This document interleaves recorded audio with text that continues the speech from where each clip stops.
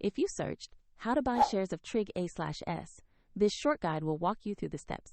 Tryg is a Nordic non-life insurance company listed on CBOE EU as Tryg CO, and this is educational content, not financial advice. To start, you need a broker account. I'll use eToro as an example to show the process. After registering, you must verify your account, typically providing an identity document, and add funds before you can buy. Use the platform search bar and type the ticker tryg.co to find the right listing. Make sure you select the correct stock result for Tryg A/S on CBOE EU. Open the Tryg A/S page to review basic company information and the price chart.